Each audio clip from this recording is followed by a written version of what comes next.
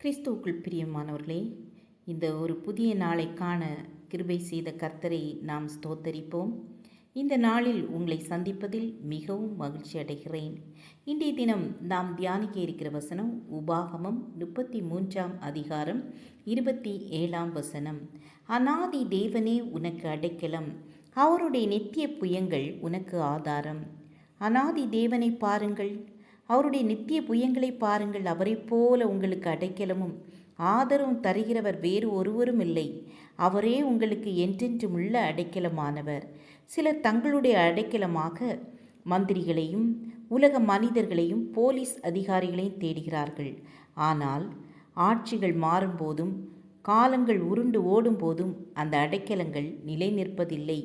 வியாதி நேரங்களில் அநேகர் மருத்துவமனைகளையே அடைக்கலமாக எண்ணுகிறார்கள். ஆனால் கர்த்தருடைய பிள்ளைகள் ஒவ்வொருவருக்கும் அநாதி தேவனே அடைக்கலம், அவருடைய நித்திய புயங்களே ஆதாரம். ஆம், எனக்கு அன்பானவர்களே, நாம் ஒவ்வொருவரும் கர்த்தரை அடைக்கலமாக கொண்டிருந்தால் எல்லா இக்கட்டு வேளையிலும் அவர் நம்மோடு இருந்து நம்மை பலப்படுத்துவார். கர்த்தருடைய பிள்ளைகளை அவர் செட்டையின் மறைவிலே மறைத்து பாதுகாப்பாராம்.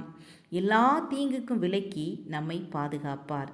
ஜெபம் செய்வோம். அன்புள்ள கர்த்தாவே, எங்களுக்கு நீங்கள் அடைக்கலமானவராக ஆறுதல் தருகிறவராக இருக்கிறபடியால் உம்மை ஸ்தோத்தரிக்கிறோம். எங்கள் ஒவ்வொருவரையும் பாதுகாத்து வழிநடத்துங்க. இயேசுவின் நாமத்தில் பிதாவே, ஆமேன் ஆமேன். God bless you.